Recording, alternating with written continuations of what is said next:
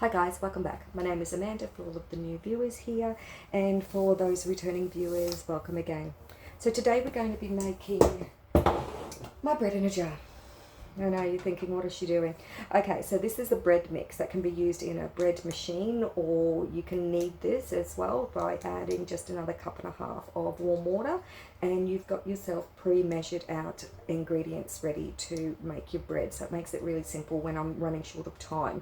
And when I've got time, because it's overcast and wet here and I can't work outside and I can't use the ovens, it makes sense for me to restock some of my dry stores. So I've got a few things that I need to do, but firstly we need to make some more bread up. So one of the ingredients that, for those that are in Australia, may not be familiar with is butter powder. Okay, my American viewers and international viewers may know this brand.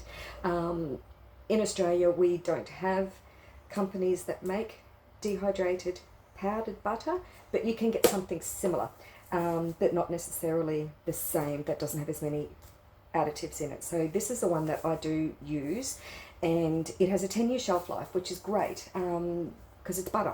And basically all I need to do is add water to rehydrate it to form butter. But in my baking, using a powdered ingredient is really easy. It's a no-brainer, and it's really simple to do.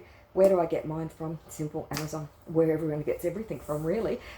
It's the only place that I've been able to find this brand. You can buy it from eBay, but be warned, you'll pay twice as much, or thereabouts. It costs about $80 odd for a 1.02 or a kilo can, 32 ounce can of the butter powder, but it does give me several hundred, 510 serving sizes. So if I was to make up tablespoon by tablespoon, that's 500 tablespoons. It's quite good, considering the price of butter at the moment is astronomically ridiculous. $14 a kilo at the moment, and it's only going up. Right, let's move on.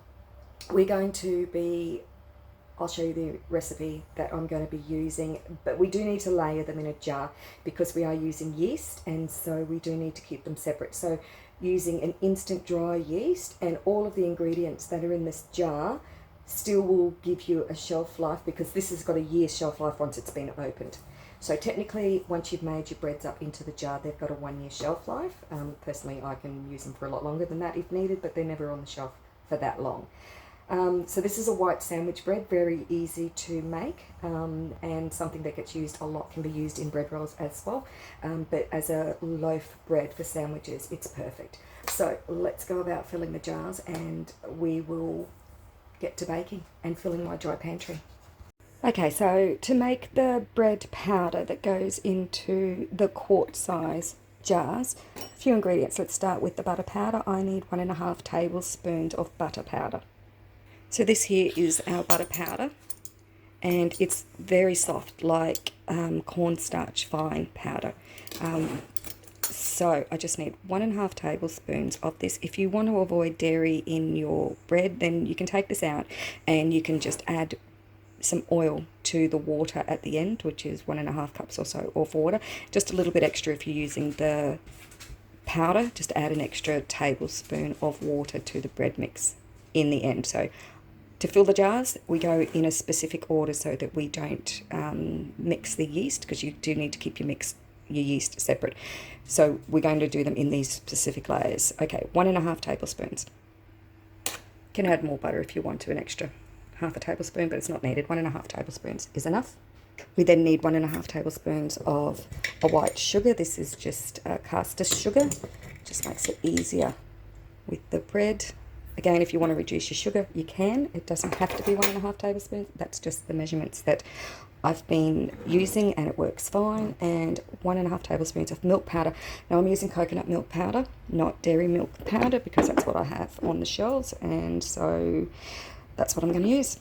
So I'm just going to add a tablespoon of the coconut milk powder. Need a tablespoon and a half of salt as well. So other than the milk powder, everything is tablespoon and a half. So salt, again, tablespoon and a half. And we keep that separate from the yeast. So the sugar and the salt are separated from the yeast. To that, we just need to add 4 cups of plain flour and then 7 grams of yeast to the top. It has been such a wet week that I've not been able to get anything done. Looking out at the mud in the back paddock is just horrible. So we just need 4 cups of the flour into the jar and then the yeast. Okay, tempering the jar down a little bit just to make sure it all fits, and just the yeast on top, and then lid goes on, and then that's the mix that's ready. That all you've got to do is add the water when you're ready to make your loaf, which today is what we're going to be doing, making up some loaves. So I will seal this jar up. So that's just 1.5 teaspoons or 7 to 8 grams of yeast goes on the top, and then that jar can be sealed up and go on your shelf ready for whenever you are needing to make bread. So I'll prepare another batch as well and put 4 or 5 jars on the shelf. This one's now ready just to add water.